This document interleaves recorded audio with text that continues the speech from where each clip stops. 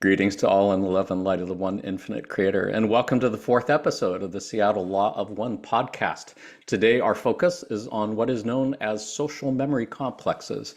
According to the Law of One, this is the next step in the physical and spiritual evolution of humanity, and the first big step into what is known as fourth density. What does all this mean, and how does it affect our daily lives? Let's find out. My name is Jonathan Tong, and I'm facilitator for the Seattle Law of One study group. We can be found on the list of study groups on the L&L research page shown on your screen. We do also have a Facebook page, and we do meet on Zoom twice a week at the time shown on your screen. You don't have to live in Seattle or anywhere near Seattle to join our Facebook group or to join our Zoom meetings. Anyone who's interested and available is welcome to. Just go ahead, contact us at the email address shown on your screen. We'll add you to our mailing list and you'll get weekly updates of what we're doing that week, as well as the Zoom links. We do also have a YouTube channel where you can find recordings of this podcast, as well as Q&As that we do with Jim, as well as Gary and Trish and Austin of the L&L Research Channeling team. If you click on any of these episodes, if you're watching on your TV and you don't want to watch the whole thing beginning to end, you can hit the forward button and then the up button on your remote or whatever to see what the chapters are. That way you can skip ahead by chapter to find topics of interest to you if you do not want to watch the whole thing from beginning to end. If you're watching on your computer and you click on the video link, you'll see a list of topics and timestamps below that, and you can go ahead and click on those to skip at your own interest. As mentioned, today's episode is about social memory complexes. So let's meet today's panelists. Panelists, please let our viewers know your name and where you're calling from, starting with Jonathan, my better-looking other self. We the same. Dr. Jonathan Locust, Jonathan's fine, and I am calling from Tampa, Florida. Nice. So great to have you here. It's a pleasure. Aram? Hi, it's Aram, and I'm calling from the San Francisco Bay Area, and I'm really happy to be here. Nice. And Chloe? Hi, everyone. I'm Chloe. I'm calling from Colorado Springs, Colorado. Nice. And Ben? Hey, everybody. I am Ben. I'm from Everett, Washington, just north of Seattle, and I'm also really glad to be here. Let's do it. Nice. Well, we're so glad to have you all here. Thank you so much for joining us, and I'm looking really forward to our conversation today. Before we get into social memory complexes, it would probably help to have some kind of understanding of what densities are. For those who are new to the Law of One, you could think of densities as levels of spiritual evolution, kind of like grades in school. They are called densities because at each level, supposedly the light at that level is more dense, it's more intense, it's more packed with truth and with information. Comparing fourth density to third density would be kind of like comparing a fiber optic cable to an old copper cable, or comparing a 5G cellular network to a 4G cellular network. So you could say that first density is the density of consciousness. You could say it's where consciousness first emerges, most notably in the elements of earth, fire, water, and air, which apparently do have a consciousness of some sort. And yes, if you know much about Native Americans, yes, I have known a number of Native American medicine people or healers who do in fact talk with stones and hear back from stones or relate to fire and communicate with fire in their ways. Second density, you could say this is the density of awareness.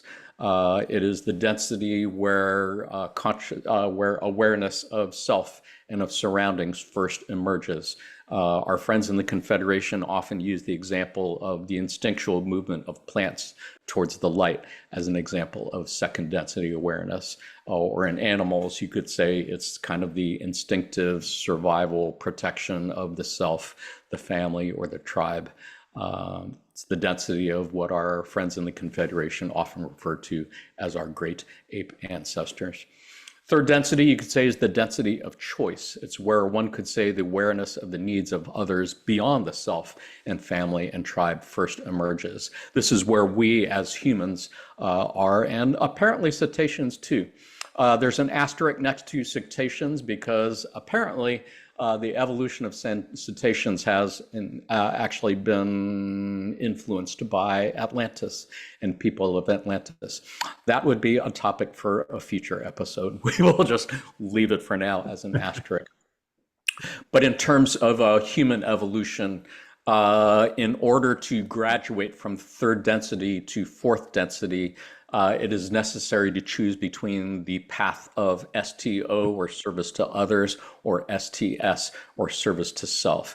You could think of it as either choosing to care to think about others a little bit more than yourself, or really just caring only about yourself. Our last episode was in fact on STO and STS, so if you want more details on that, you can go ahead and see that episode. Otherwise, you could think of the density, the path of service to others as seeing the Creator in yourself and all other selves, thinking of others at least a little bit more than yourself, sharing power with others as equals. It is known as the positive path, and you do need to be at least 51% STO, 49% STS to graduate from third density to fourth density, meaning you just have to vibrate at a level where you are thinking of others at least a little bit more than you're thinking of yourself. The service to self path could be interpreted as seeing the Creator only in yourself and not in others. And that means you're thinking of yourself more than others. The path is about hoarding power to control others and gaining more power for self. It is also known as the negative path. So you do need to be at least 95% service to self and only 5% service to others to graduate from third to fourth density. And it cannot be emphasized enough, as in the passage shown at the bottom of your screen. In session 4, question 15, Ross said, "The law of one blinks neither at the light or the darkness, but is available for service to others and service to self."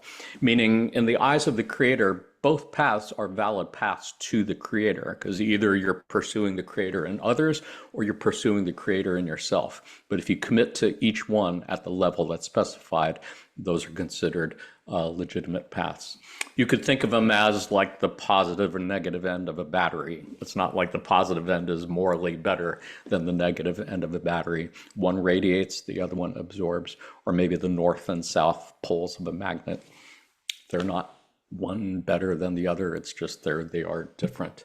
So this whole big picture that we're referring to is all according to what we've been told by our friends in the Confederation, which is apparently a conglomeration of social memory complexes or planetary consciousnesses that only emerges in fourth density, as you can see in the graphic on the screen. So again, for those of you who are new to the law of one, you may or may not be surprised to find out that we are not alone in the universe. And not only are we not alone in the universe, but it's a really crowded universe. And there's many entities from other planets who do not wish us harm, but only actually wish us well and wish to help us in our spiritual evolution. And that would be the group that is known as the Confederation of Planets in service of the infinite Creator. So let's take a look at our first big question then for the day, which is, what is a social memory complex? You could think of a social memory complex as an entire, let's get that off the screen. You could think of a social memory complex as like an entire planetary population who has merged its consciousness into one, for example. So there's a couple passages we got on the screen we can read through, and then I'll ask our panelists to share any thoughts, reflections they have on them. So in the raw contact in session 11, question 17, the question was, at what stage does a planet achieve social memory? Ra said, A mind, body, spirit social complex becomes a social memory complex when its entire group of entities are of one orientation or seeking. The group memory lost to the individuals and the roots of the tree of mind then becomes known to the social complex, thus creating a social memory complex. So social complex is just what they would refer to all humanity as we are right now. Social memory complex would be if we all somehow became of one orientation or one seeking.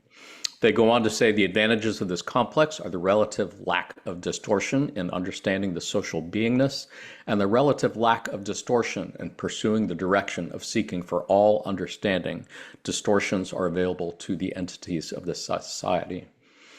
In a channeling session from March 2023, the entity known as Quo, which is a blending of the social memory complex of Ra at 6th density, social memory complex of Latui at 5th density, social memory complex of Hatan at 4th density, three planetary consciousnesses kind of merged into one. In that session, Quo said, in a social memory complex, all experiences of each entity within the social memory complex is part and parcel of each experience. There's a great deal of camaraderie, shall we say, the ability to share the kind of experiences that make each who each is. The social memory complex then bears the weight together as a group of entities that are able to utilize all experiences from all incarnations as a means by which to be service to others. So what does all that mean? How do you make sense of that for folks who are new to this? Jonathan, any thoughts, reflections, interpretations you can share on this? Yeah, so even as you read through the different things that Ron and Quo talked about, one of the things that I get from this is that a social memory complex, or even at the stages of people coming together, experiencing camaraderie, experiencing love, those are like the early stages of a social memory complex starting to form. And that then I believe can actually contribute to that collective memory that has been lost to then start to be found. So we start to then share more of our feelings, more of our emotions with each other, and we just become more one. And another thing that I really like about this is they talk about how the process is for us to know ourselves more, and to see each other as the creator. And when I first read this, it just logically made sense to me. And Jonathan, I talked to you about my upbringing, my father being a Pentecostal bishop and having that programming that just didn't make sense of when I went throughout my life and had different times of cognitive dissonance. But as I read this just actually made sense. And also about how we not only experience each other, but we are expanding. There's evolution, which just really made so much sense to me. It resonated. And so I guess I find gratitude in knowing that even as we're here right now, talking about experiences, building camaraderie and so forth, we're just on that process of building a social memory complex amongst each other. Indeed, well said. Aram, Chloe, Ben, anything you want to add to that?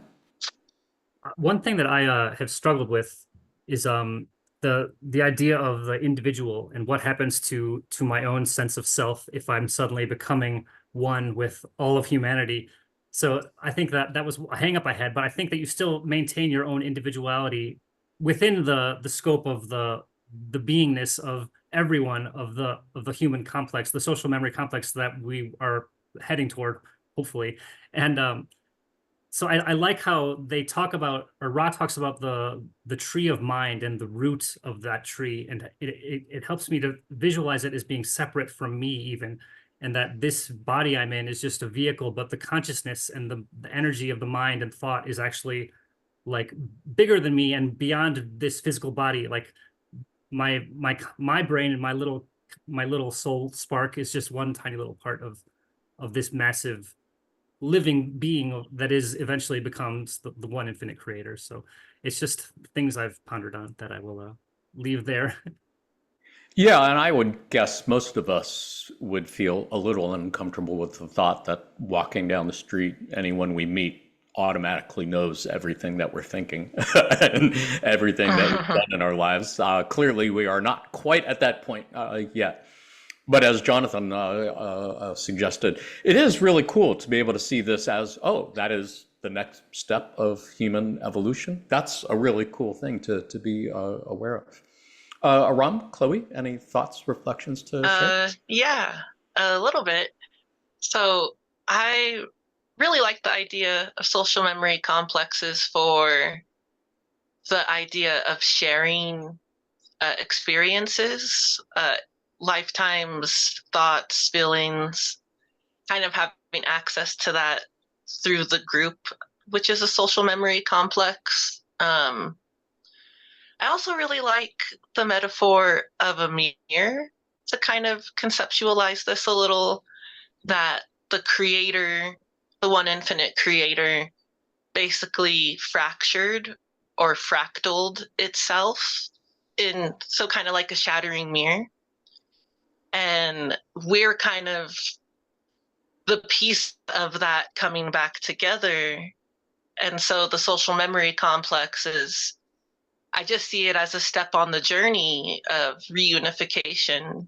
And yeah, not this idea that you lose yourself and you just become part of that and you have no identity, but that you retain that and you gain so much more. And yeah, it just seems quite lovely. Yeah, fractals for sure are a big part of the structure of the universe, it would appear. Aram, anything to add? Anything to share? Yeah, I think when I think of the social complex turning into the social memory complex, I think the difference is the fact that we have the veil, and the veil is what keeps us from realizing that we really are all one.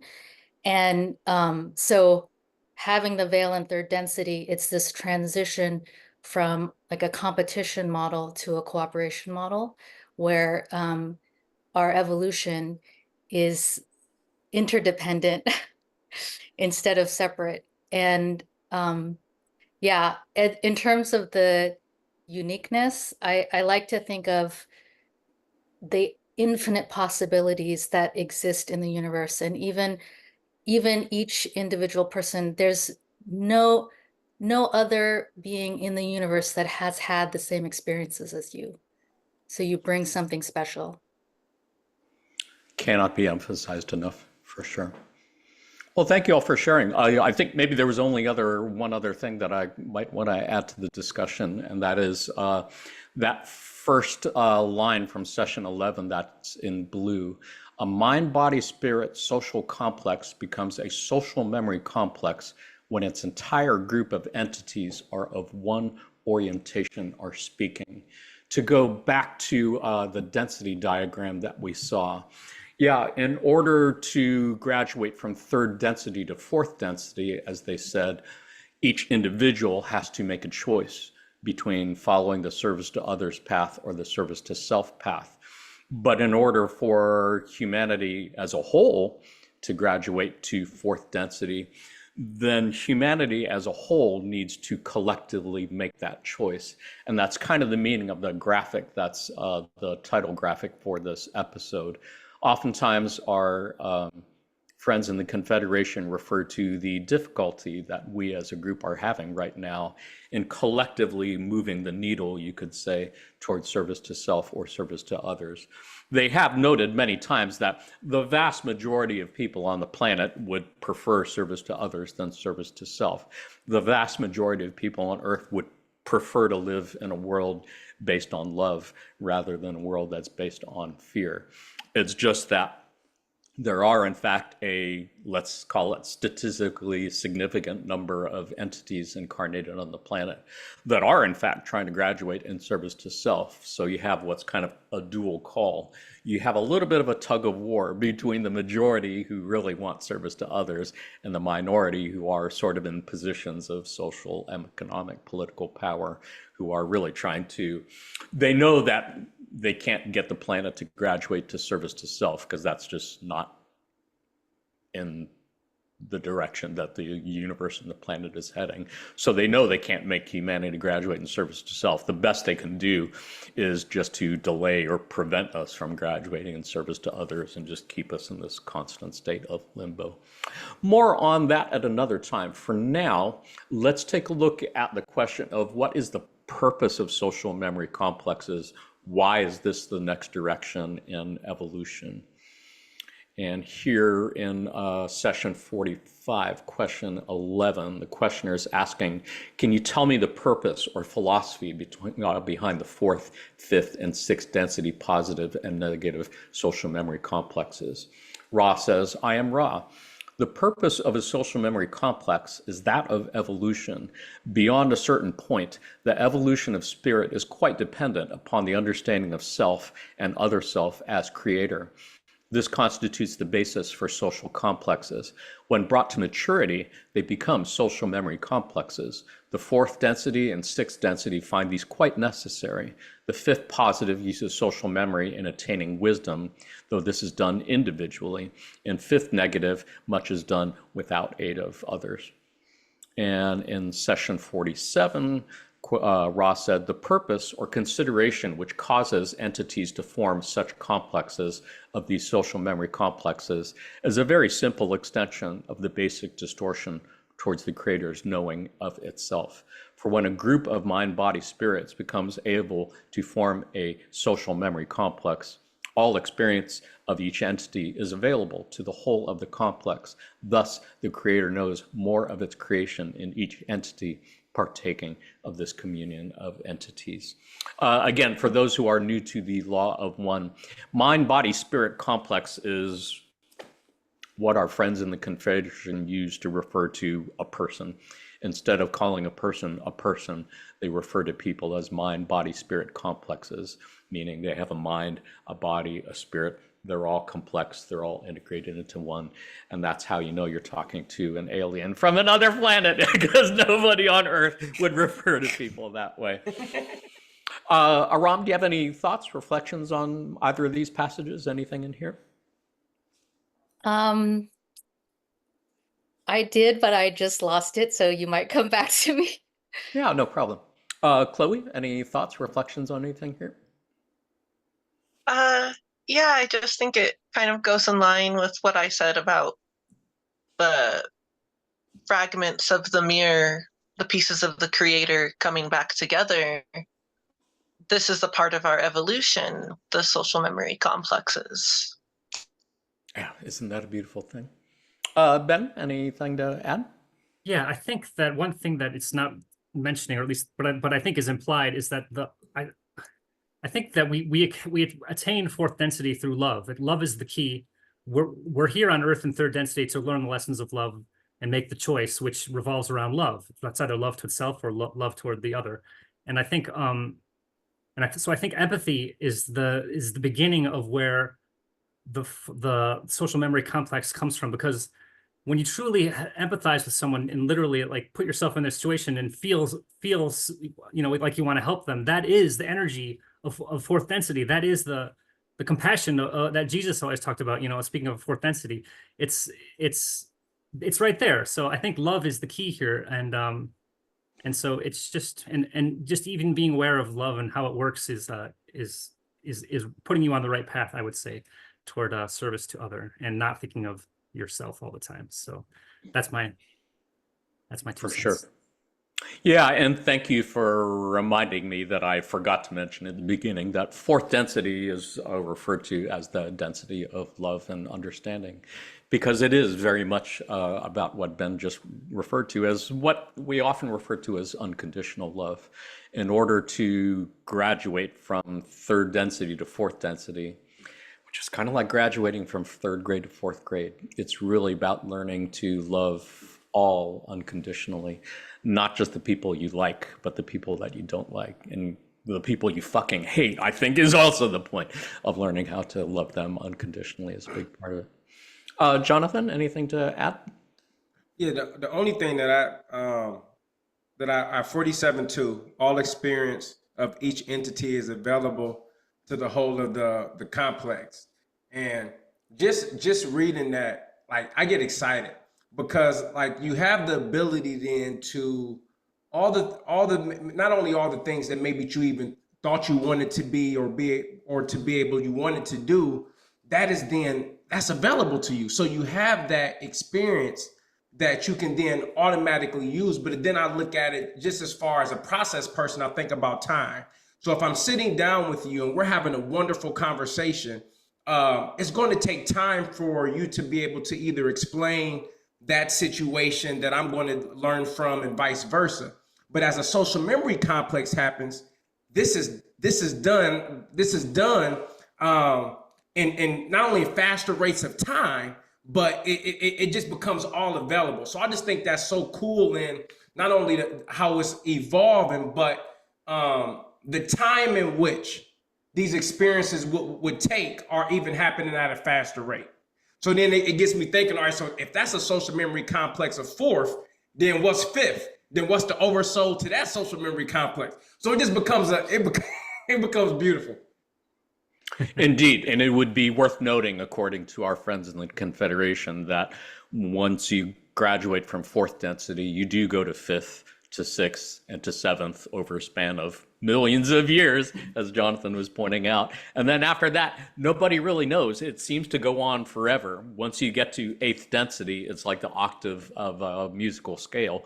You're basically starting over at the next octave. And so you're going through first, second, third, and so on after that. And it seems to go on for forever and ever.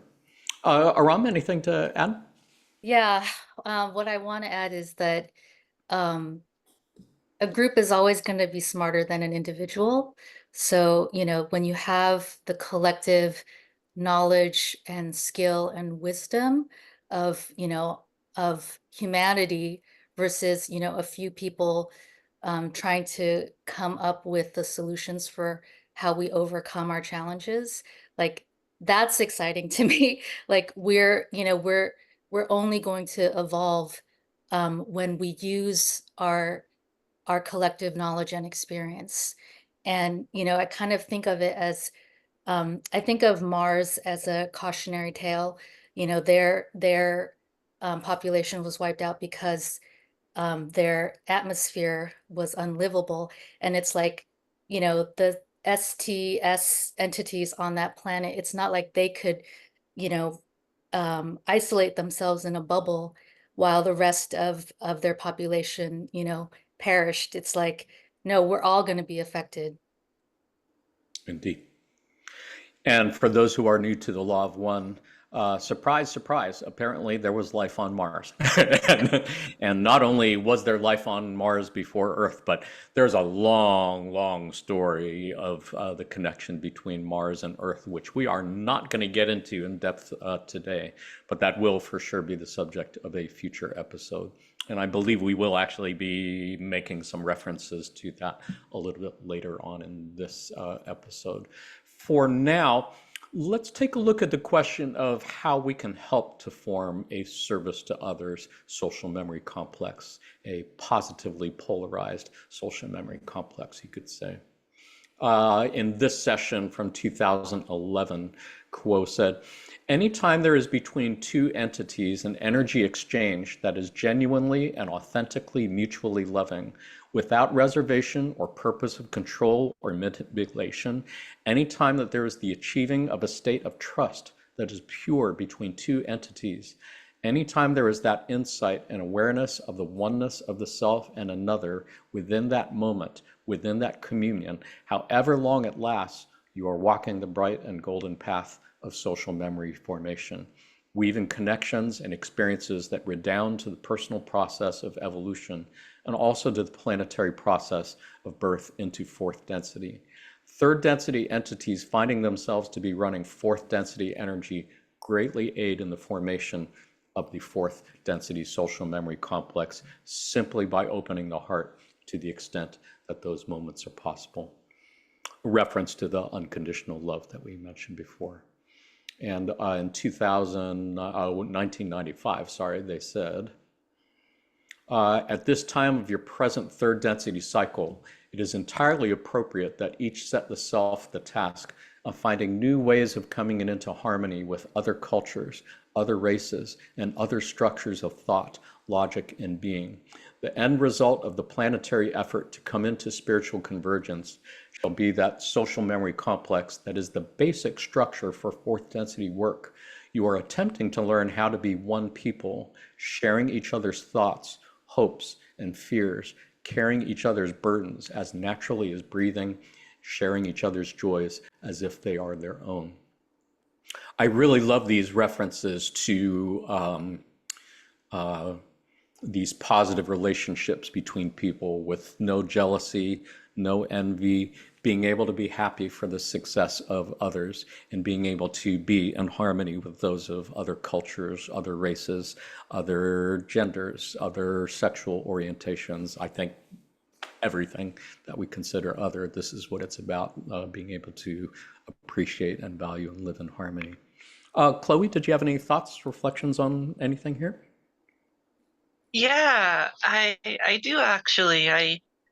The first passage where they talk about just the mutual loving and the open heart energy connection between two entities. So, just two people who love each other very deeply and unconditionally. And I I just thought about how often we experience that with family, with people we love, with friends. There have been moments, I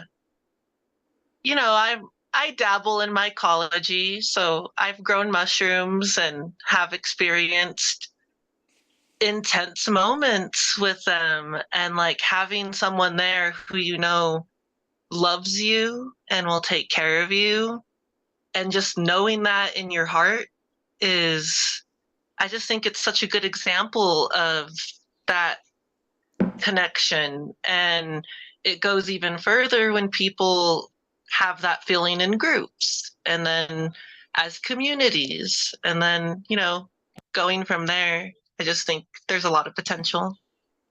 Indeed.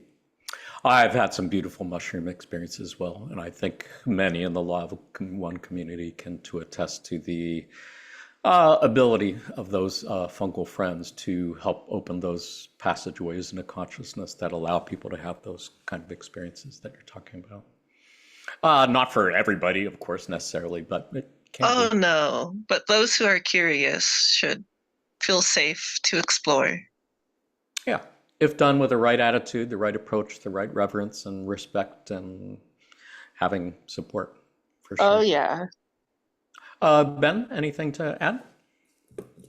Uh, not really, but I would just say that in my experience, like in like discussion groups, or like even in like group therapy type of situations, or like even like church groups, or even Law of One discussion groups, you can find that same, I don't know what it is. It's like this, when you have a mutual respect and understanding between two people, and then especially if there's more people, there is a palpable energy of like, I don't know, unity or something. And like I can feel like a sense of like a whisper of what fourth density could possibly be like, what social memory complex could be like. I'm sure it has to come from that mutual understanding and love, and it's hard too, but to put yourself in another person's shoes in this veil, like everything is separate and everything is distorted. So it's, I think just even the fact that we're having these discussions is amazing, and I'm glad to be a part of it. So I don't know. That's my 2 cents there. Yeah, no, appreciate that.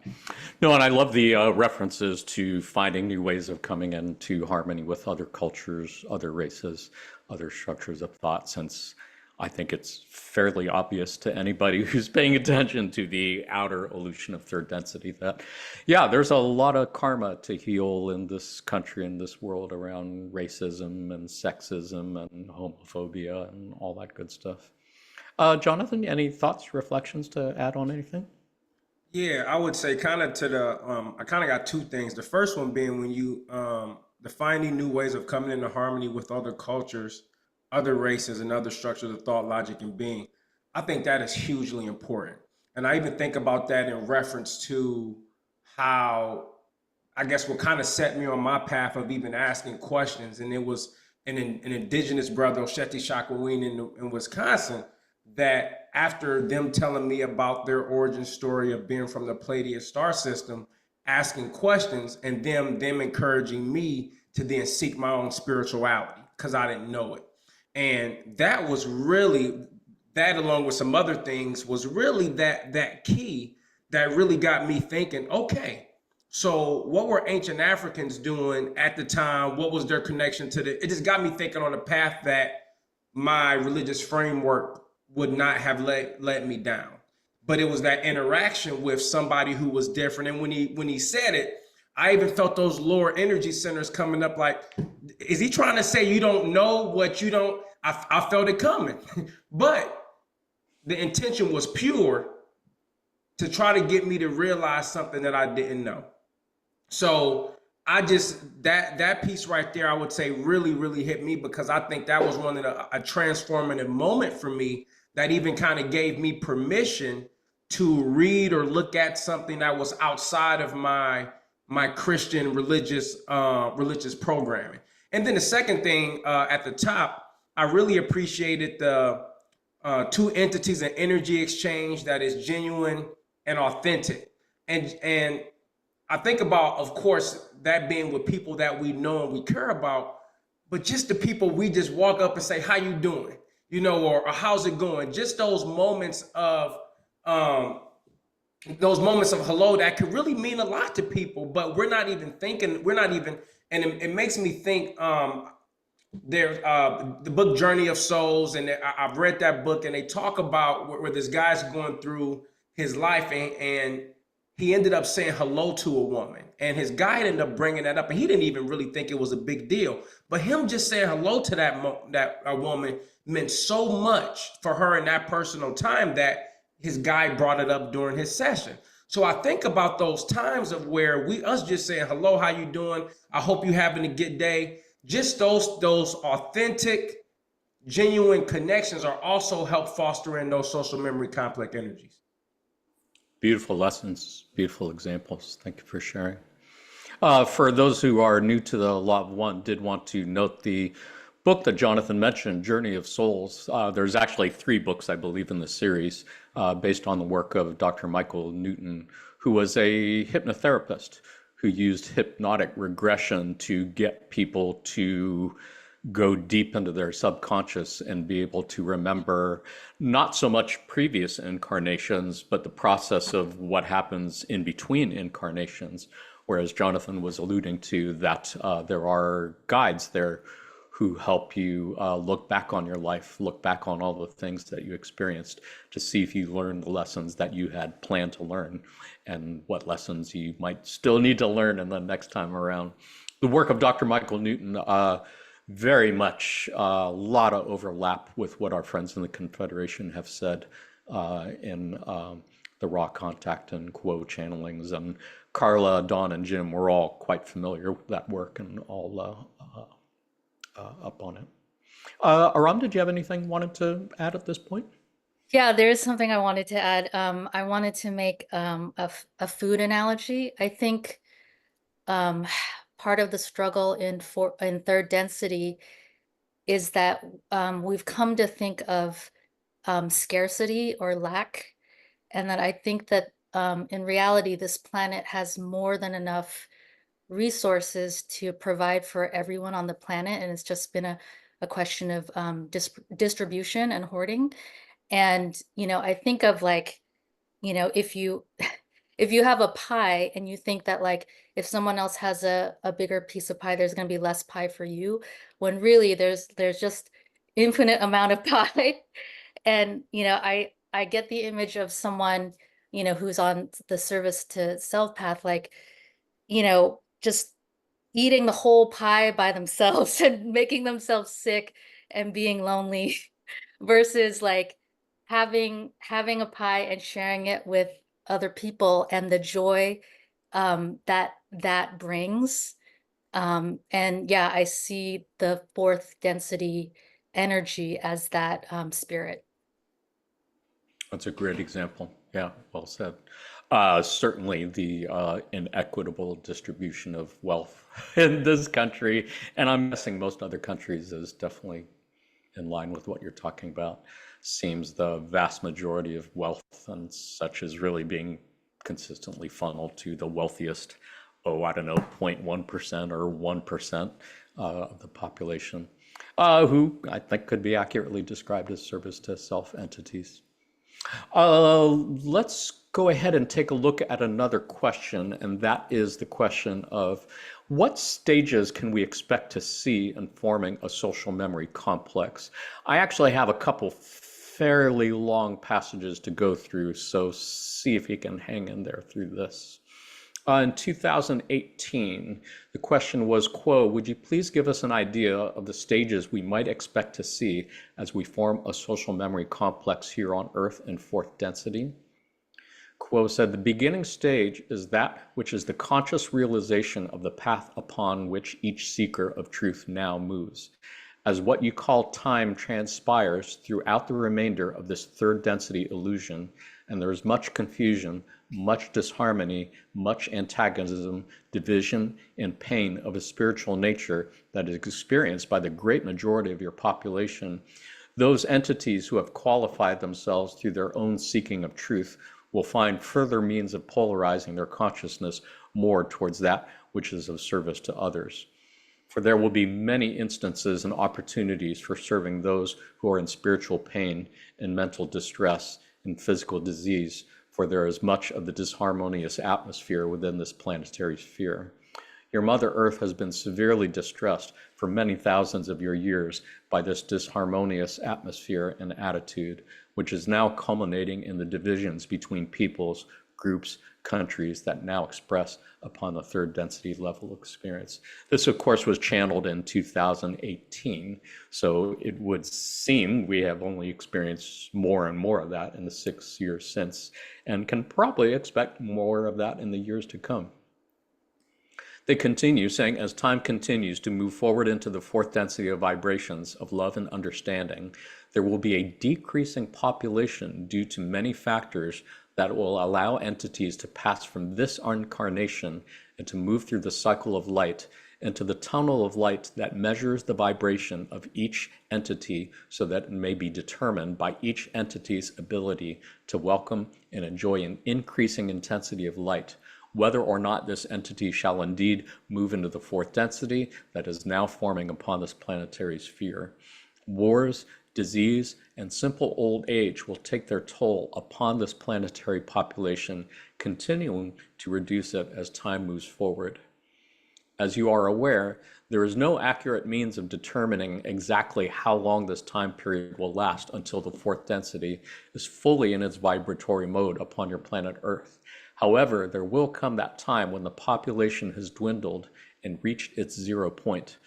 As this time approaches, the fourth density sphere will continue to be increasing in its population so that those entities who have been able to welcome and enjoy fourth density vibrations will find themselves upon a new Earth with new capabilities of understanding. Each entity will be able to perceive the thoughts and the feelings and the vibratory level of each other being, so that there is a beginning blending of these vibrations in a manner which reveals self to other self as self.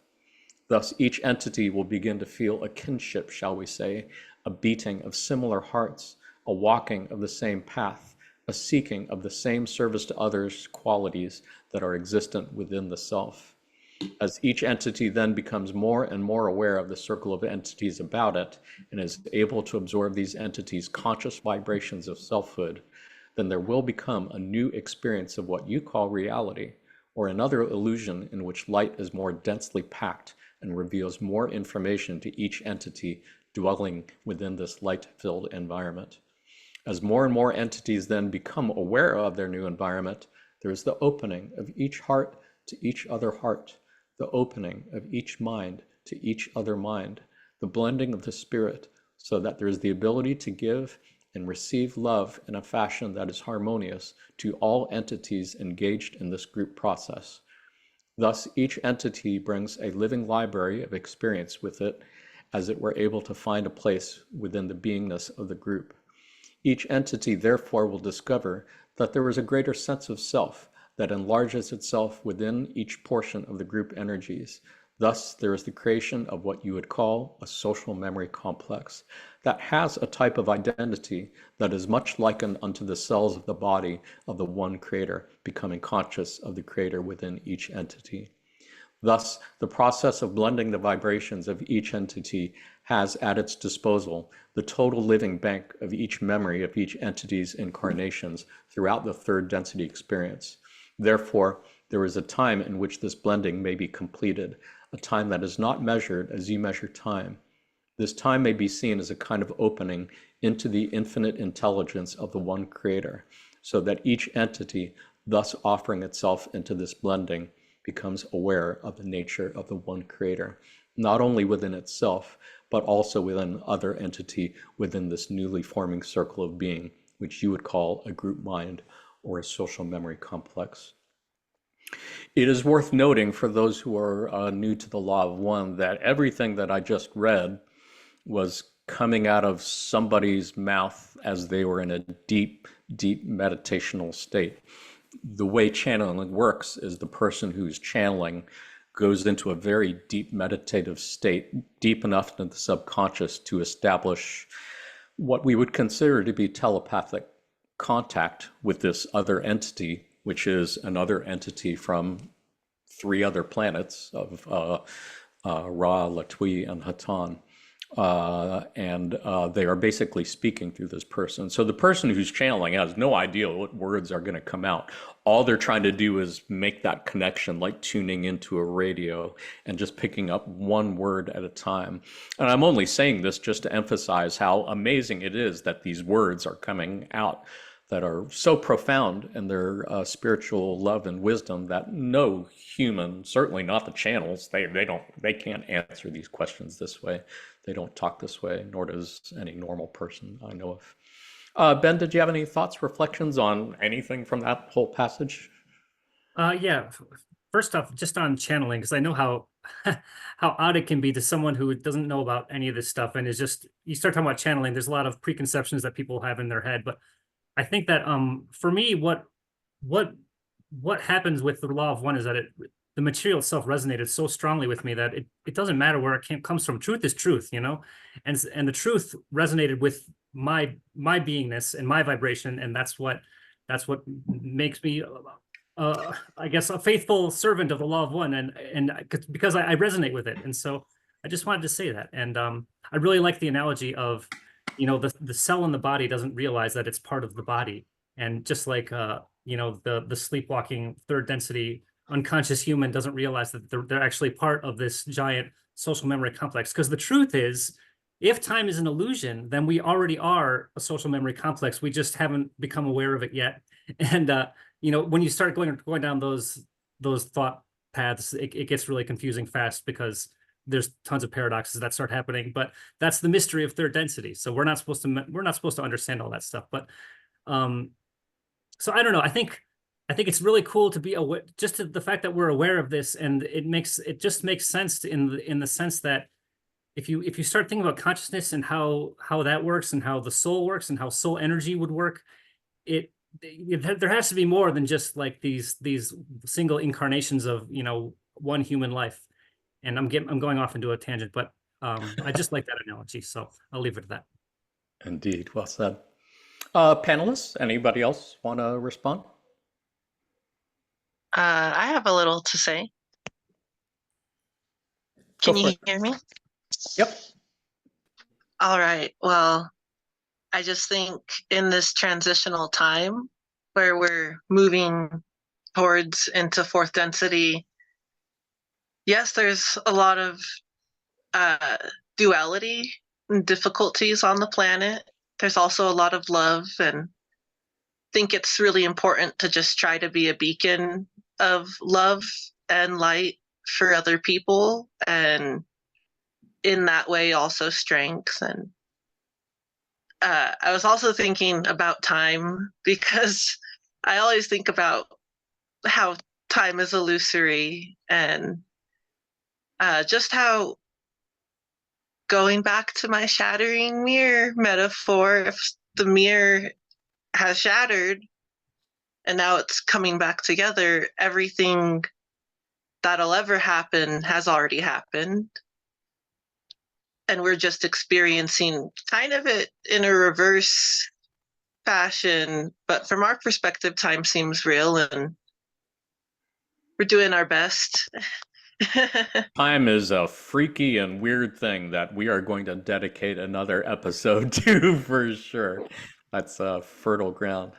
Aram, Jonathan, anything to add? I have something to add. When I think of a social memory complex, I think of our study group as our early social memory complex. And it's because like what Ben was saying, there is a resonance, and there it's like birds of a feather flocking together. You find, as an individual, I have the desire and the intention of studying the law of one, really learning how to live the law of one, and then finding other people. Who knows if it was a pre-incarnated plan, but finding other people that have the same purpose and goal and intention. And then every person in the group has a different level of understanding that we all get to discuss and come to a greater understanding. Well said. And a good reminder, there are there are many different Law of One study groups out there. I would encourage everyone to go back to the LNL Research webpage that I had at the beginning of this podcast. Click on Connect, find the list of study groups in your part of the world. And some groups meet online, some groups meet in person. Every group is different vibe based on who's there, who's facilitating, and would encourage everyone to find a group of like-minded seekers who you vibe with. Jonathan, anything to add? I'll just say real quick, I love the Aram's food reference because I was thinking about sweet potato pie, unlimited, spiritually eating them with friends, spiritually, of course.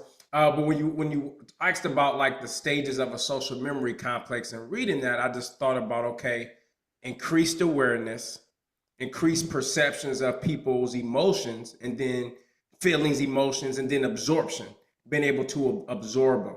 So I just kind of thought about those three words as you were reading that as like the different stages or processes of becoming one, which again, those are all things that the Seattle Law of One group, the Heartland and Asheville group that I'm a part of, we're all in the process of, we're doing that.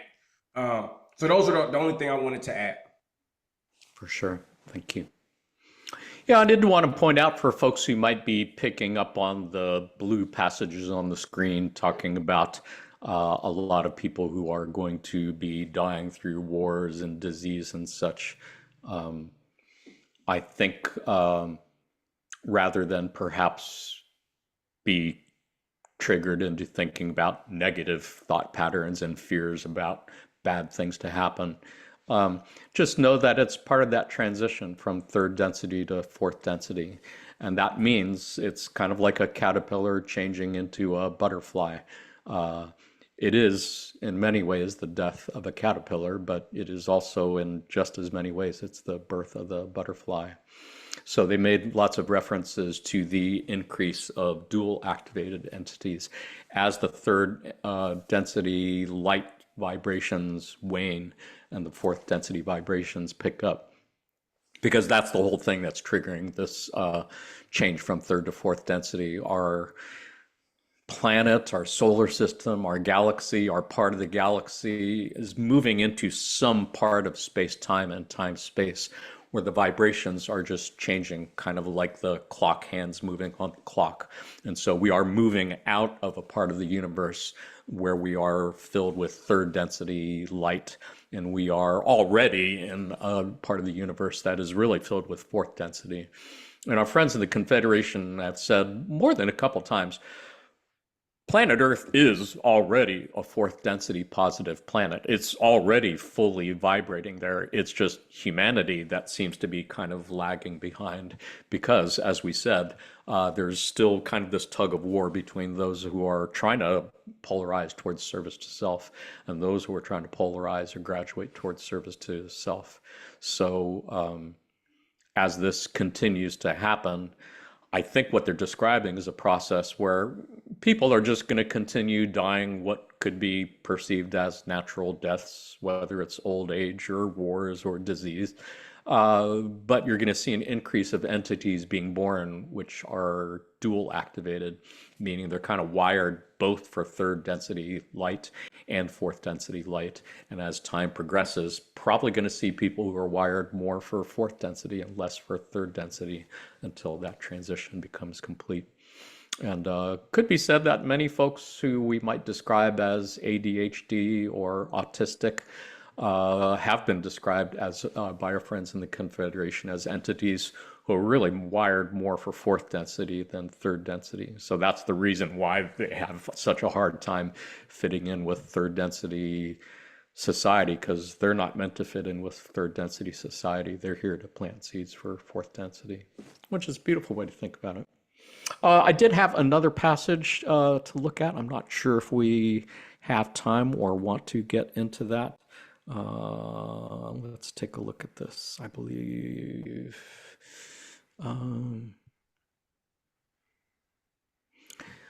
in 2021, I might not read through the whole thing. I might just kind of skip through and look at the passages in blue, but if you have this on your TV screen, you can pause it and just go ahead and read it at your own pace. Otherwise, Ko was saying that as we progress into fourth density, you'll begin to realize more and more that the thoughts that seem to be generated by the self are indeed occurring simultaneously among many individuals. As this experience grows, blah, blah, blah, skipping to the next paragraph. That is the beginning of the forming of a social memory complex upon your planet. Indeed, the concept of thought concerning oneself or entity or many entities can be seen as the building blocks in a very basic way of what will become your social memory complex. Thoughts that are part of the greater consciousness and share among the collective group of selves upon your planet are the beginnings of the connections that are made on the mind and spirit level. Such connections between and among selves do form, do extend, and reach out like beacons of light across the population of the third density selves, creating a community of thought. I'll go ahead, stop there. And again, you can go to the, if you go to the LNL Research website, go to the channeling link and then click on Conscious Channeling Library. You'll see every transcript from every channeling session from last month all the way back to 1970s. So if you find the one that's dated October 6, 2021, you can go ahead and read through that whole session. Otherwise, like I said, you can read this passage that I got on the screen here. But yeah, I think maybe many people have had this experience of, wow, somebody else was thinking the same thing that you were thinking, or wow, that thing that you were thinking about all of a sudden just kind of manifested or materialized, because that's kind of part of the transition into fourth density where thoughts become things and we become more telepathically connected to each other, because I would assume that's what happens in a social memory complex. There is telepathic communication there. And I like that image of the reaching out like beacons of light in that last paragraph there. It reminds me of that scene in The Lord of the Rings. I think it was Return of the King, where they're lighting the beacons on one mountaintop, and then somebody on another mountaintop sees the fire and then lights their beacon, and it sends the message to Rohan, to come to the aid of Gondor. Anyway, panelists, anybody have any thoughts on any of this? Yes. Go for it. Yeah, it's just this happens to me all the time, where I'll be in a room with people and I'll have a distinct thought of doing something or just saying something, and the other person will pick up on that and do or say that thing I was just thinking, and vice versa. Sometimes it happens in like friend groups of mine, and I think that's an interesting symptom of the transition. It's a beautiful thing. Anybody else? I got one quick thing. I just think about as it's happening, magnetism, because I know when a lot of people who found the law of one when they first found it talked about experience kind of a somewhat sense of loneliness because you don't have many people to talk to about it with. And I know from not only me being at that place of asking for other people to talk about it with, to moving forward to having friends, to being in a social to being in a group, a social memory complex group. So I just think about as these thoughts happen, then magnetism that is a part of or output of that process that starts to bring the people together. Well said, indeed. Anybody else have anything to add? Yeah. What was I going to say? So I was thinking of first about I keep going back to Christ, but it's because I think Jesus Christ was living the the fourth density ideal in a world that was not. So I think the simplicity of do unto others as you would have them do unto you is fourth density in a nutshell, because it's recognizing myself is the other, and or or you could even say it's recognizing the other as one being, and the other and me as one being, if you extrapolate it a little bit. So I feel like it's Christ was already saying this same stuff that's in the law of one, and you can see it in the parts of religion that resonate with people. And I was going, oh, what I was also going to say, that Jonathan was saying, is that there's this I feel like there is this mass awakening, or people are waking up to the reality that there has to be more, and maybe it's the intensity of the catalyst that the earth is experiencing right now is forcing people to awaken and start having questions about what happens when I die. What about the people I love? How can I get these people food? How are we going to survive? How are we going to pay the bills, et cetera, et cetera? All this catalyst is happening, and the answer is love and mutual respect and understanding. And we have to start breaking down all these divisive things that separate us. And if we want to truly get to fourth density, we have to start talking about borders. We have to start talking about differences that people are so set on, like religion and sexuality and all the main issues that humanity is struggling with right now. Help the poor. If people are left out in society, that is a failure of that society. Like we have to awaken, and it's going to take a lot of catalysts, but I feel like the earth is doing it right now, and it's going to come one way or another. And these are questions that we're going to have to deal with as a society and as humanity. So that's all. Well said. Yeah, and I think it would be fair to say that is part of the tug of war between service to self and service to other entities. The service to others entities would love nothing more than to unify as a group and become one, but that is not what the service to self entities want. those who are trying to be graduating on the service to self path are trying to keep that from happening. They want to keep people perpetually divided against each other. And it would be fair to say that every form of mass media on the planet is really controlled by service to self entities. That's why it seems like we're always getting these messages of hate and anger and divisiveness, and messages that are really encouraging us to be at each other's throats. That's part of the STS agenda. Aram, anything to add? Yeah, what I wanted to add was, as the Earth is being bathed more and more in fourth density light, it feels like, there's going to be a gradual thinning of the veil where we're more and more easily able to actually perceive and see and feel that we aren't separate. And so it will be easier to not have, the kind of third density mindset going forward. But I also think that, you know, uh, the internet and social media has really accelerated kind of the advancement of like uh, thoughts, progressive thoughts, or new thoughts that were, like you said, kind of controlled by a small group of people, to kind of manipulate and dominate and control people.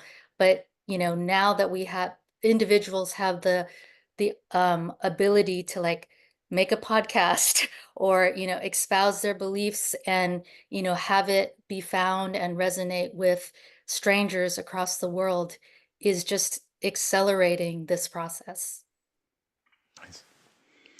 Yeah, I believe it was Andy Warhol who once famously said, "Someday everyone will have a podcast." For 15 minutes. Yeah, that's about how long it lasts. Yeah, that's beautiful. Thank you. I did want to take a look at another question that often comes up with people who are familiar with the law of one, and that is the question of, do wanderers become part of the new social memory complex?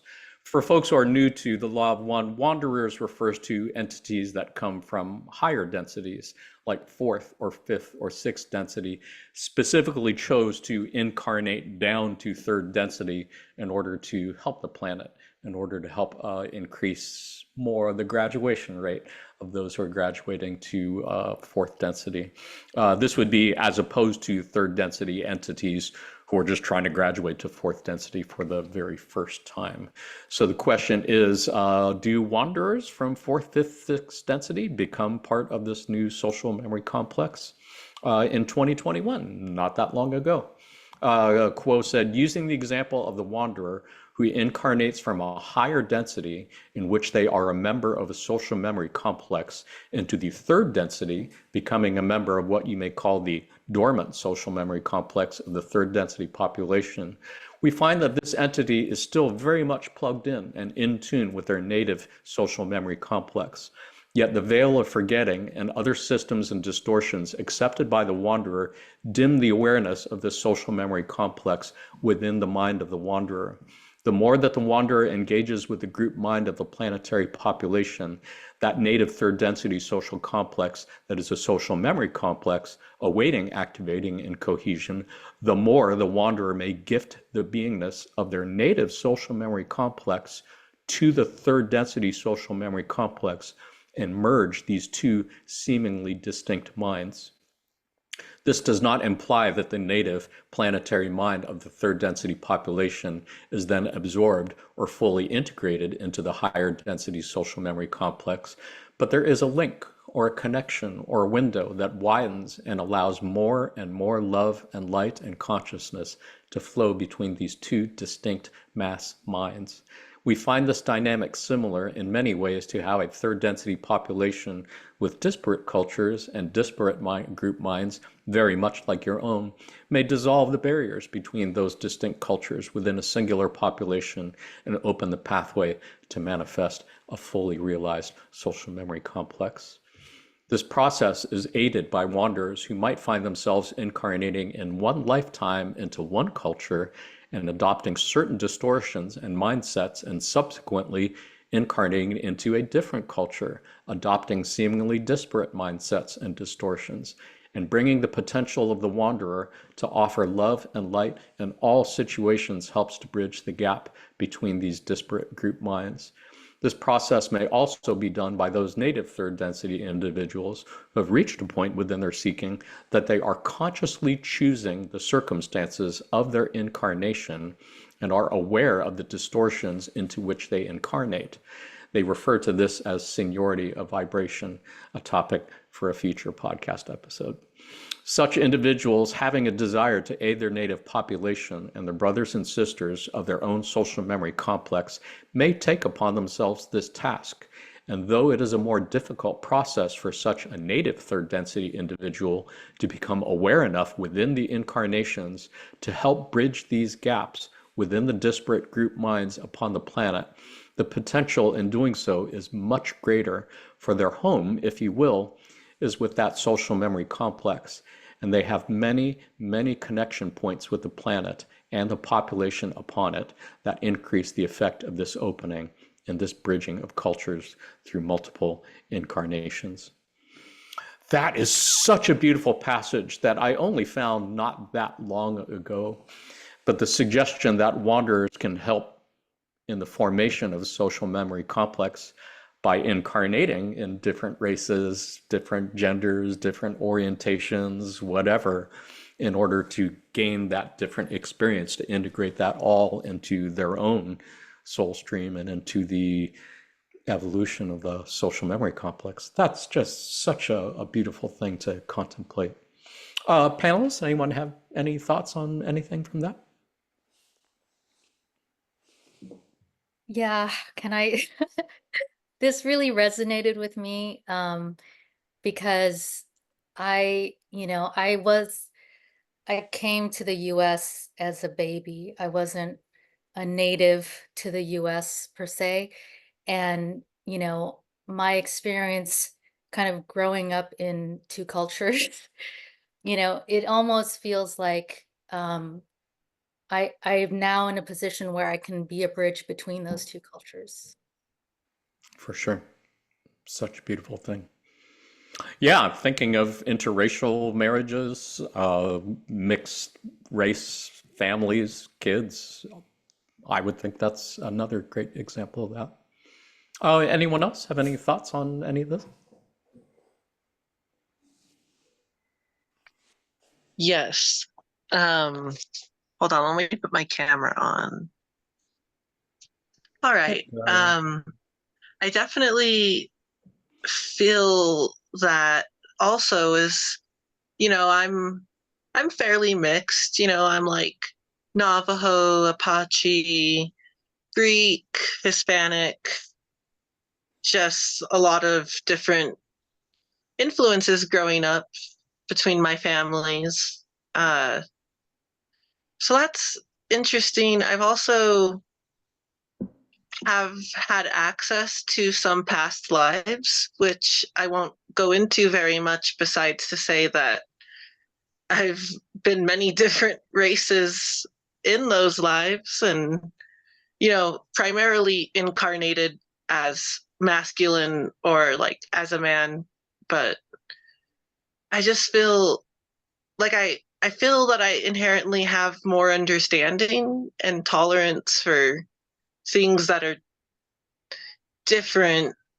Even if I don't get it, I always feel like it's fine. Like that experience and that perspective, like I don't know, just this innate sense of chillness about it. I don't know if you guys have felt things like that. No, I think that's beautiful and all makes perfect sense. And I guess it reminds me of how dealing with different genders and different sexual orientations seems to be a big part of the transition that we're being asked to make. Recognizing that gender isn't necessarily a binary male or female thing, but there's a whole continuum with all sorts of possibilities in between. And Yeah, a spectrum. people who choose to incarnate as LGBTQIA plus could also be part of this, learning to balance different parts of their experience with different sexual orientations and forcing humanity as a whole to love them as well, even if they do have particular biases against such a thing. It's something that we're all being challenged to do, is to love the other unconditionally. Yeah, as a queer, non-binary person, I also take that perspective in. Indeed. Can you share with us a little bit of your journey, Chloe? Like, how do you identify what sort of pronouns you use, and how difficult was it for you to become who you realize that you are inside, even if society didn't seem to agree with that? I think, society's always had opinions about it that make it kind of hard to exist. But, within queer communities and also within the Law of One community, I've just found there's so much acceptance and encouragement to just be who that is within you, like who that is doesn't matter the details, like that is your truth and it's very beautiful and important. So I used to not really think about gender that much, but have always kind of been on like the spectrum, just like kind of gender weird. I'm 6 foot tall. I definitely push against like feminine being small and like weak, it's like really powerful to feel both. Like I feel very masculine and very feminine, and I tend to oscillate between the two. And so that's my experience of it. And I think it's great. And anyone who feels that way should definitely explore their expression of the feminine and masculine energies. For sure, humanity as a whole is trying to figure out how to balance masculine and feminine energies. Our friends in the Confederation have pointed out many times that as a whole, humanity is really way imbalanced towards male aggressive energies and really needs more feminine energies to balance, as I think we're going to see in a passage coming up fairly soon. Jonathan, Ben, did you have anything to add? Yeah, I just wanted to add that, Chloe, that's awesome that you're able to be yourself and fully express this person that you know that you are, and so I commend you for that. And I recognize that that's a hard path to walk. Like if you chose to incarnate this way, knowing that you were going to like not fit in the mold of what humanity deemed to be the acceptable path or whatever.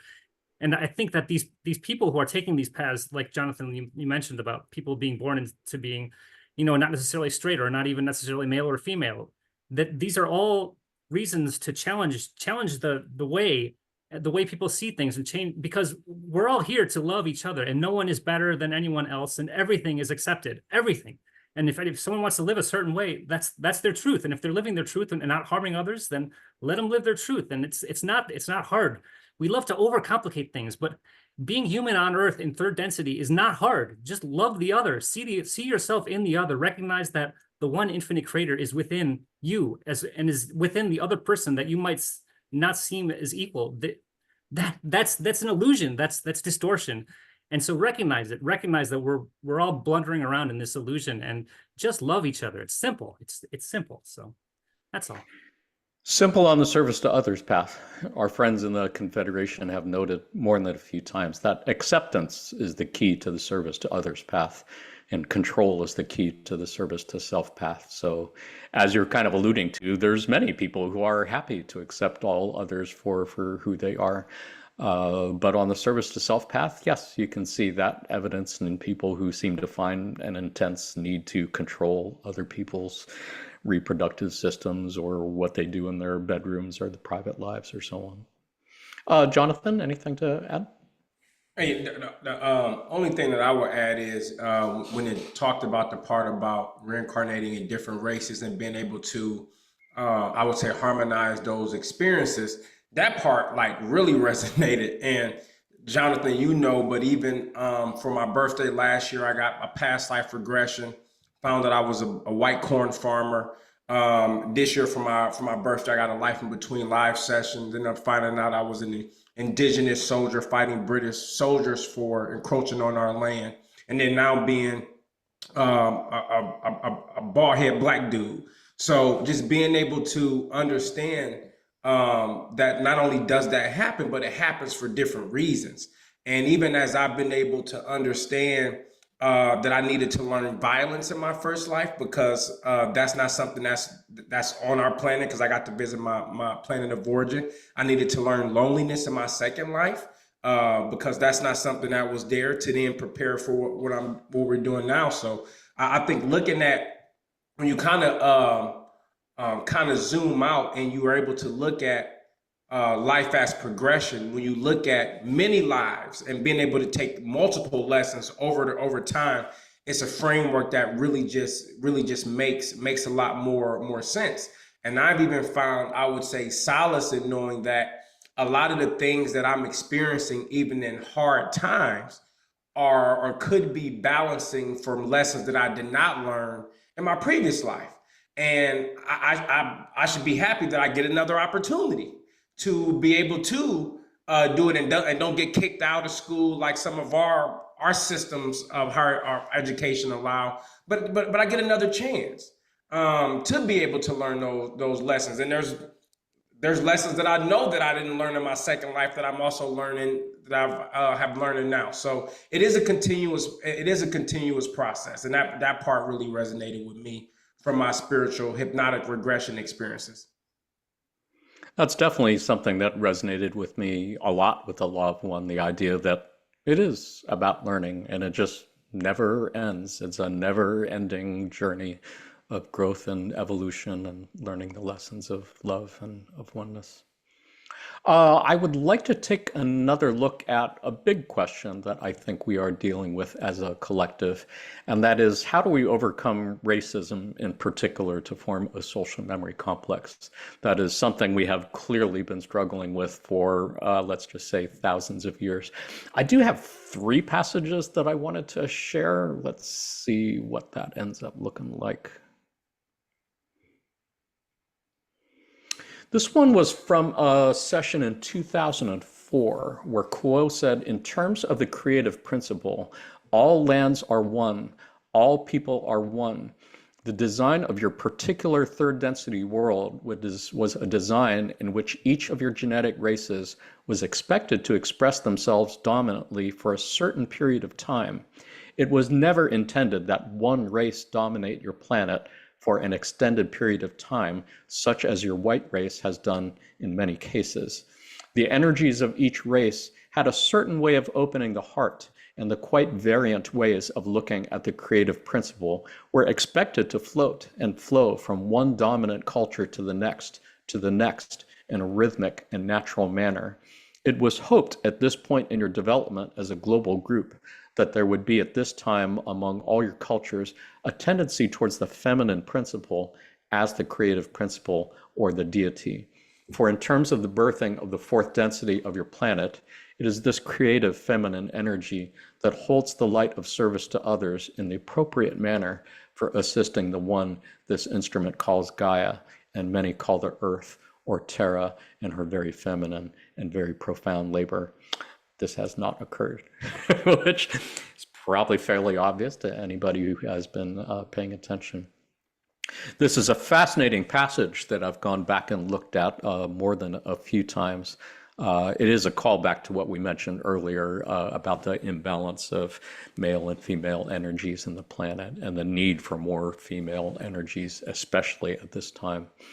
But yeah, kind of the call out of what I think would be referred to in the common parlance as white supremacy culture, the understanding, which I think is fairly obvious to anybody, again, who's paying attention, that, yeah, boy, the white race has really been a dominant race, certainly in America, and I think could safely say for the world for as long as we can remember. And the idea that they're explaining here that that was not the design of the planet, that it was meant that each different culture, each different race has its own gifts to offer, its own way of expressing the one infinite creator, and that it was supposed to flow from one race to the next to be dominant for a period of time.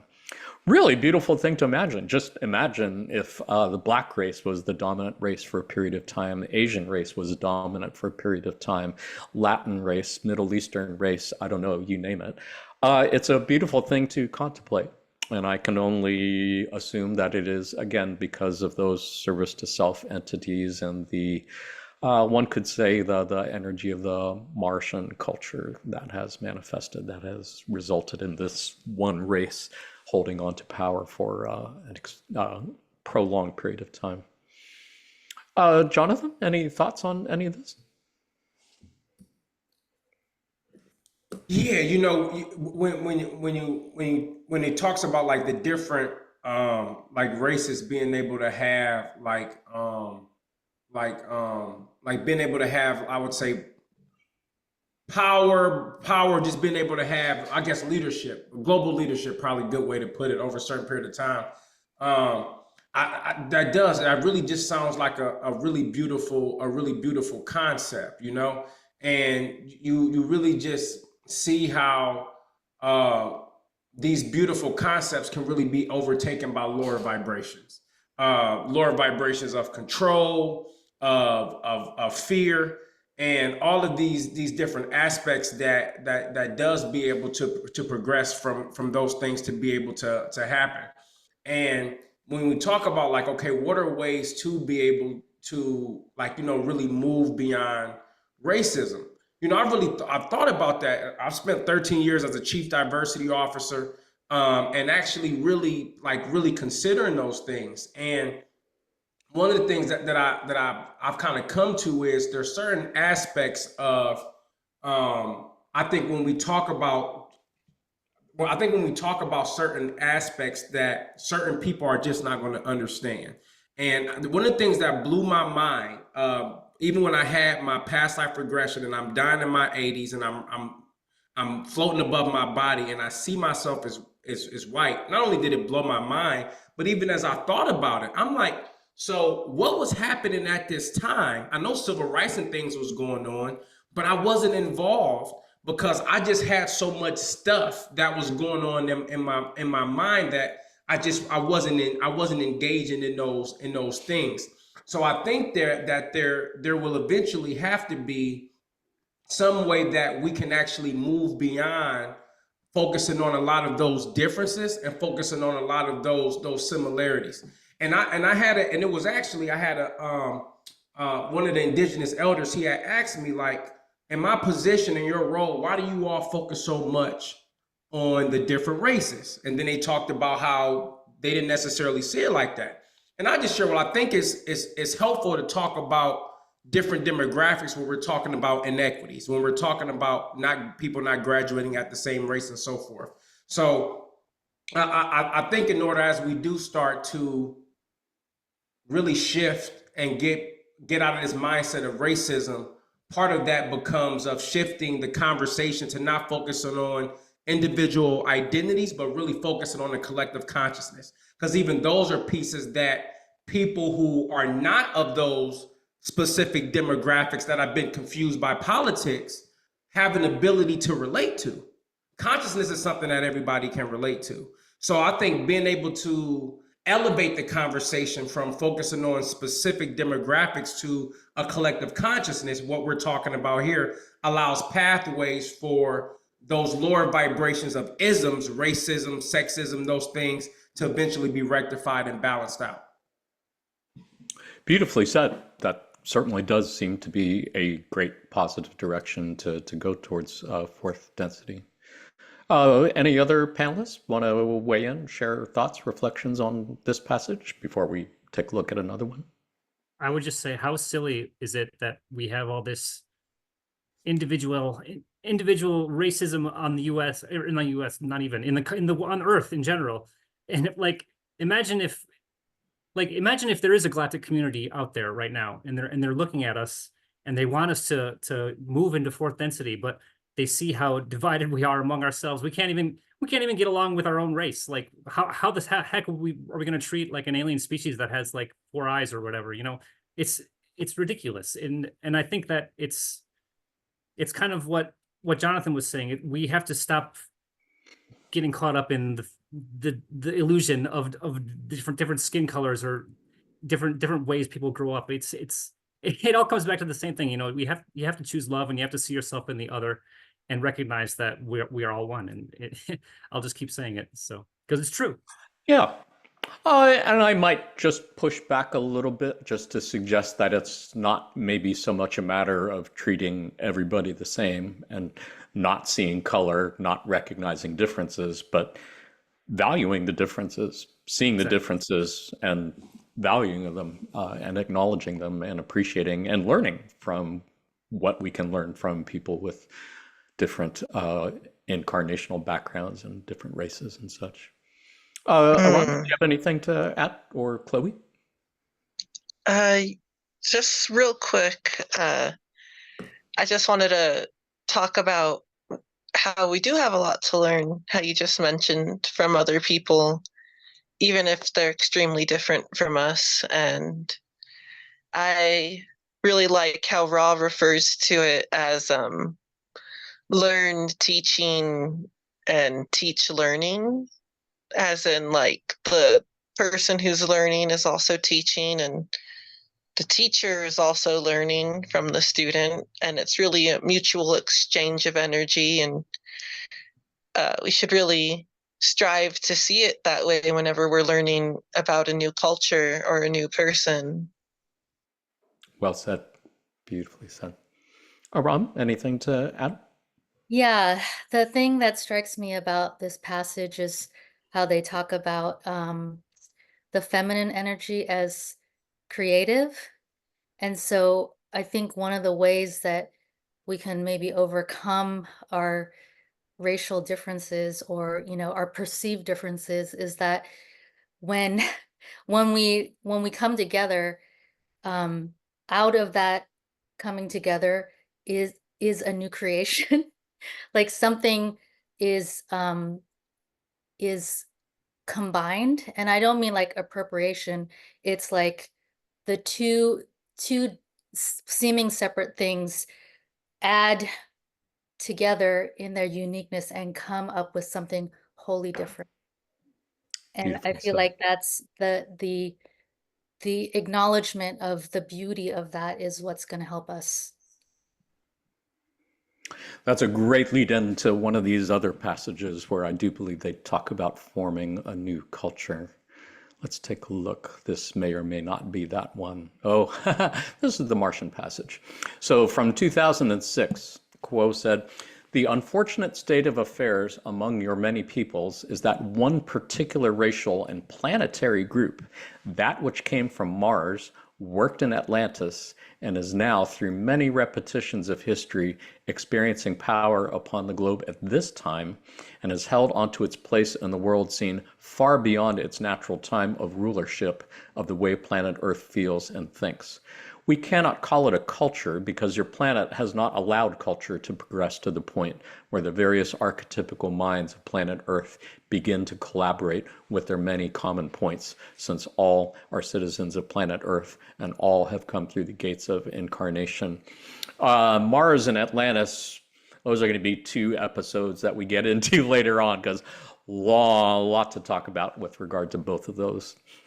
At this point, Quo says, "You have not realized among the many planetary entities and resulting racial groups the possibilities of collaboration, the choices of the Atlantis bunch, shall we call them, being heavily involved in the masculine virtues of aggression and the ability to make war and conquer, which have distorted the gifts that all entities on the planet have to offer."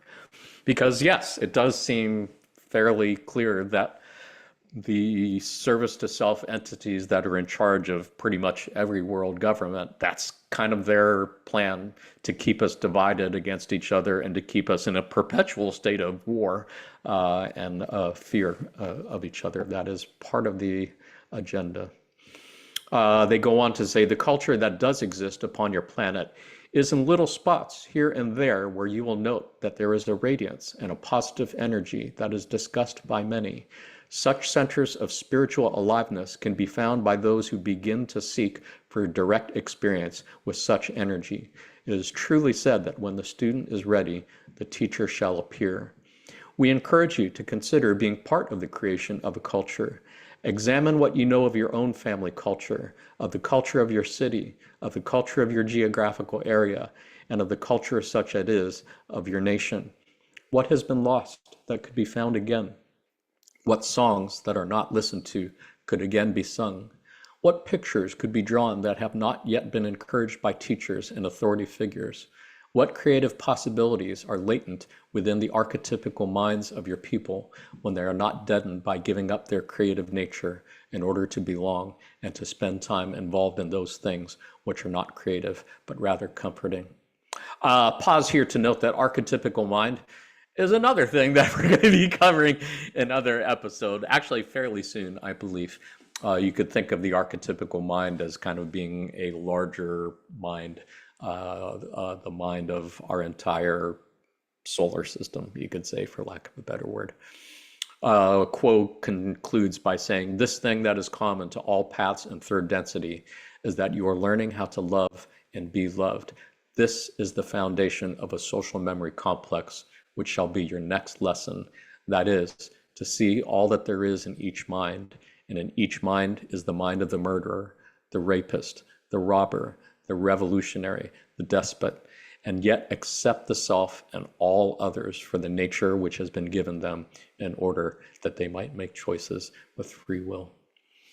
Yet another great example that this is kind of the key to graduation from third density to fourth density, to love even those people who we are having the hardest time with, those who would want to enslave us, and those who we might consider to be murderers or rapists, and know that if all is one and all of the creator, then they are all creator and all self.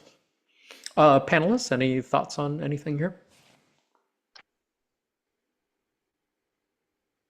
I would just jump Let's see, in and Chloe. say, Oh, or actually, go ahead, Ben. Chloe, you go first because I saw you were lit up first. Chloe, if you're going to Yeah, of speak, could you turn your camera on? course. Thanks. Sorry about that. I just think what you said was so beautiful and so very true, that it's just all about love and taking care of each other. It's a beautiful thing. So I would, easy and yet so difficult.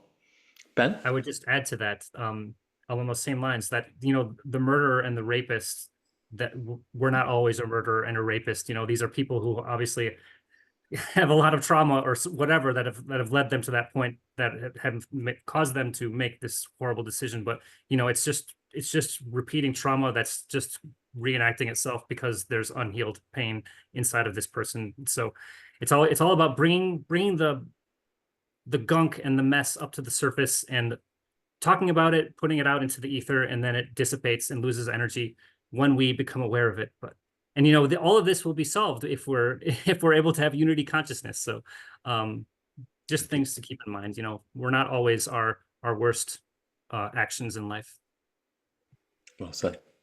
Yeah, and those same service to self entities that we keep referring to would love nothing more than for us to hate their fucking guts and want to go to war with them all the time. But no, the key to this is to love them as creator and to love them as other selves, and that no fighting. Don't need to do that anymore. Aram, Jonathan, anything to add? Everything was so good. I don't have nothing else to add. Nice. Aram? Sorry, I was muted. What I wanted to add was, yeah, if you have made the choice to be service to others, you know, the whole goal is to polarize positively. And, you know, when you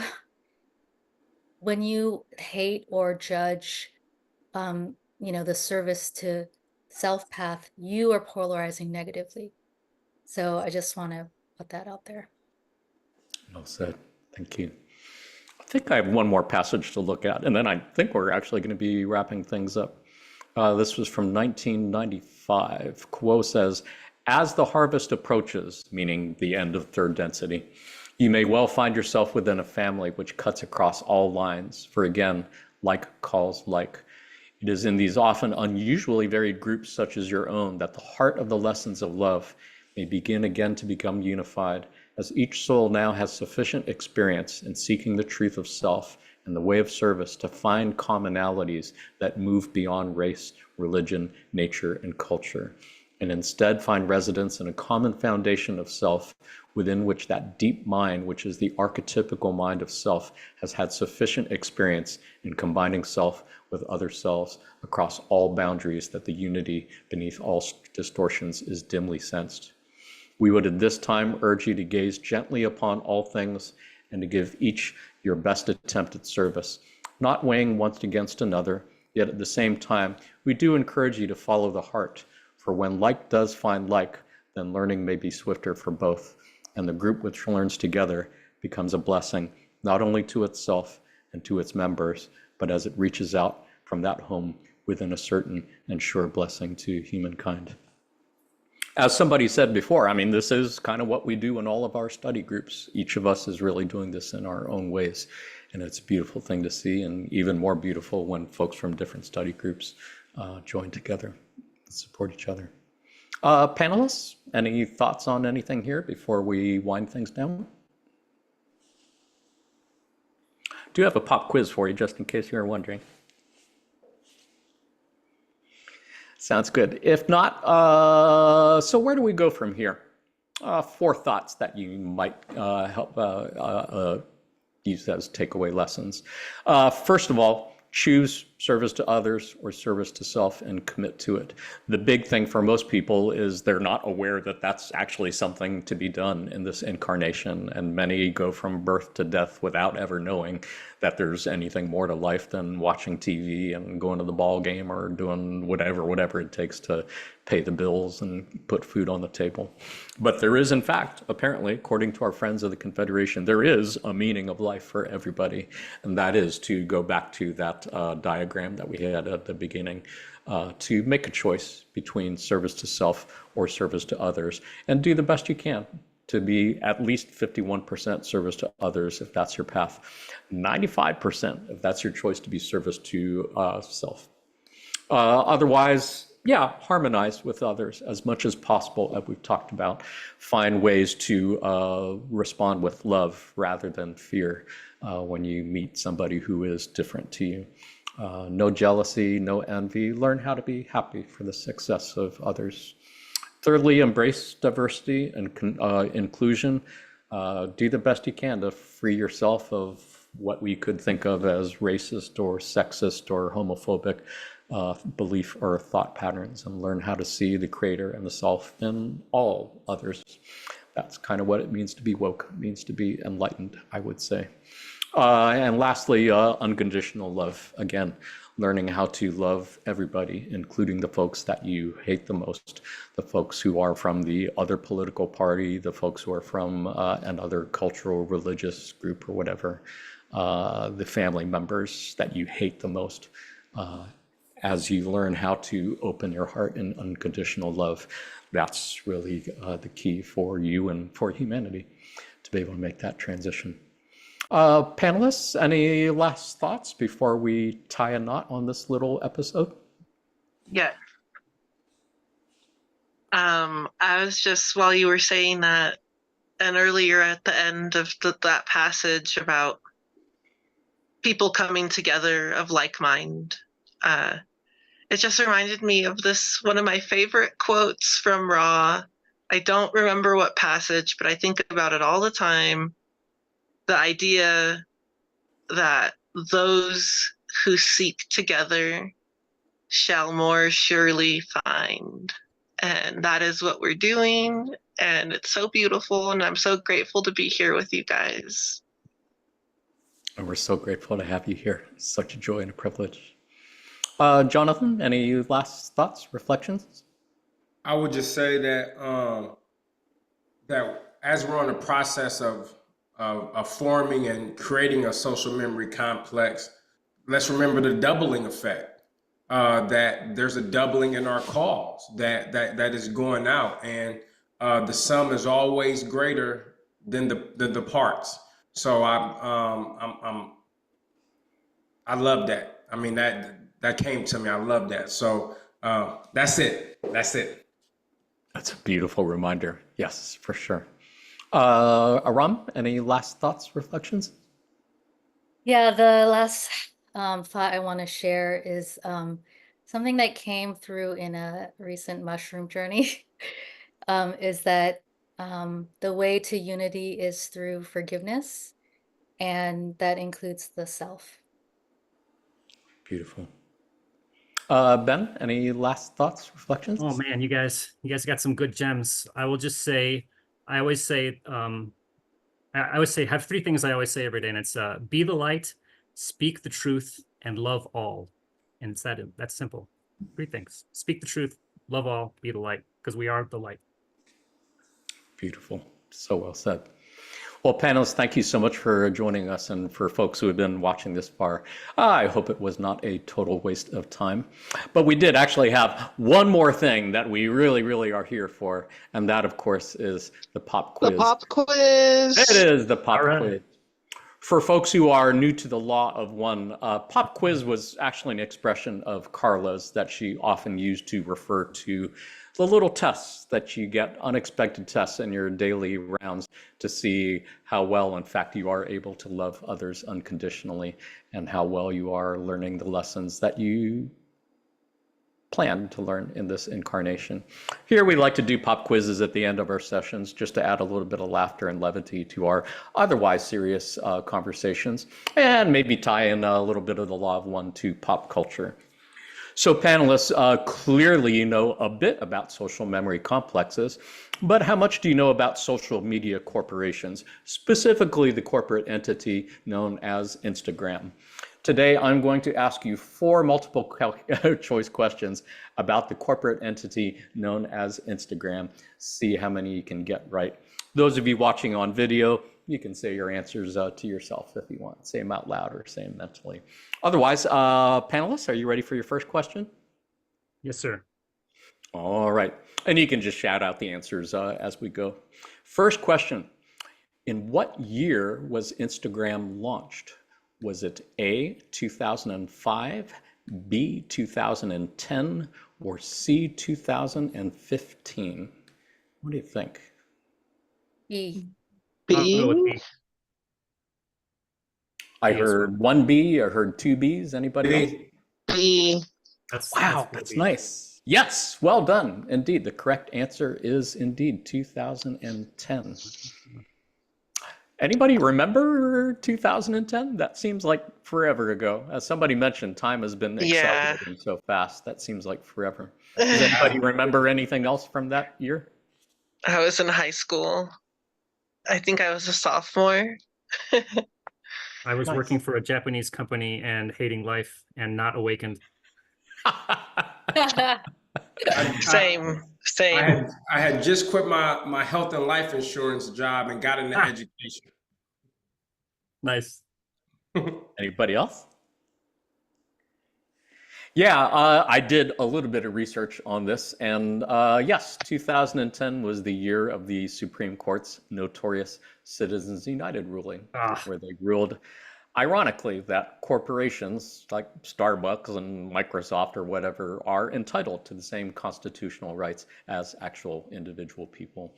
And yes, we have seen the consequences of that in the years since. It was also the year that of Arab Spring. It was the beginning of pro-democracy movements that swept through the Middle Eastern countries and became the Occupy movement in the United States. So yeah, I would say that was a pretty big year. And for what it's worth, just in terms of time, just in case you didn't know this, 80s songs now are as old as 40 songs were in the 80s. If that doesn't make you feel old, if that doesn't make you want to walk into the ocean, I don't know what. But yeah, I don't remember listening to 40s music in the 80s. Let's try another question. What was the first photo posted to Instagram? Was it A, a cat, B, a dog, or C, a selfie? I'll go with cat. A. I'll say cat. See, 2 cats, I'll say Cat. C. 3 cat, C for selfie. selfie. Nice. Anybody else? The correct answer is B. It was posted by co-founder Kevin Systrom. I guess it was a picture of his dog, apparently. So the big question, cat person or dog person? Aram, cat person or dog person? I'm a dog person, but I'm starting to love cats because of the loved one. Ah, nice. Ben? We have 3 cats and we did not choose any of them. They decided to live with us, so one by one. So and one's been next to me this whole call right now. So yes, I'm a cat guy. You did not choose the cat life. The cat life chose you. Jonathan, cat person or dog person? I'm actually a frog person, even though I've had pet frogs, even though we have a dog that I heard it from my wife's from my wife, but I'm a frog person. Wow, nice, unusual. Chloe? Oh, I'm definitely a cat person. Nice. I love both, but I'm too lazy to keep either of them. So no, we don't have either in our household. But for those who haven't seen this before, yeah, cats definitely hold a very special place in the history of our little part of the universe. In 1990, Quo said, "The entities known as your cats have a history within the archetypical experiences of your third density that dates back, shall we say, using your reference of time, to many, many thousands of years ago, moving especially through that culture that you know as the Egyptian culture, moving back even farther to the roots of this experience and to the culture known to you as Atlantean. Thus, the cat has for great eons of your planet's metaphysical experience become associated within the mass mind of your planetary sphere with that which is protective, nourishing, loving, and inspirational. Thus, the connection between this creature and that quality known as love is one which is steeped in metaphysical experience and within the roots of your subconscious mind." All I know is they make great memes, for sure. Let's try your third question. Are you ready for your third question? What is the most Instagrammed food? Is it A, pizza, B, sushi, or C, steak? Oh, that's a I'm gonna tough say one. steak. I'll say sushi. Sushi. Yeah, I'm gonna go with sushi. Nice. The correct answer is A, interestingly enough. Pizza. What? The I even next have two pizza are on my- sushi and steak. I personally would have gone for tacos myself, but Oh, me so it's too. such a hesitation. So panel, which do you eat most? If you had to pick one of those and you would not be able to eat the other two for the rest of your life, which would be your pick? I would probably go for pizza. I could probably. Me too. Yeah, me too. Pizza. Although I really like steak, but I feel like I'm trying not to eat as much beef anymore. So I'll say Ooh, pizza. yeah. Yeah, that's gonna add up, bro. Yeah. What do you think, Jonathan? What would be your desert island dish? Sushi. I mean, you can have so many different variations of sushi. And I know when I eat pizza, I get the itis. So I'm going to sleep. At least if I eat sushi, I can go walk around, I can work, I can do stuff. So I got to say sushi. That's true. I do love sushi. Yeah. But you know, there is something about pizza. It's just got that right mix of carbs and protein and fat and sweet and salt. It just like hits all the right spots, all the right time. Mm-hmm. Enough of this. I would come back to third density again just for the food, really, quite frankly. I will say. Tacos are pretty good. Yeah, Yeah. that's gotta be one of my favorite sense pleasures is delicious food. For sure. For sure. It's worth reincarnating for. Your last question is, which social media platform is the most popular? Would it be A, Facebook, B, Twitter, also known as X, or C, Instagram? Which of these is the most popular in terms of like the most users and the most monthly traffic? Say Facebook. Instagram? Say I think it's Facebook. Instagram. I'll say Facebook. Yep. Nice. Did you guess, Ben? I said Instagram. Instagram. I would have guessed Instagram myself also, but no, apparently it is Facebook by quite a long shot. Oh, really? Facebook has 3 billion active users and monthly traffic of 13 billion.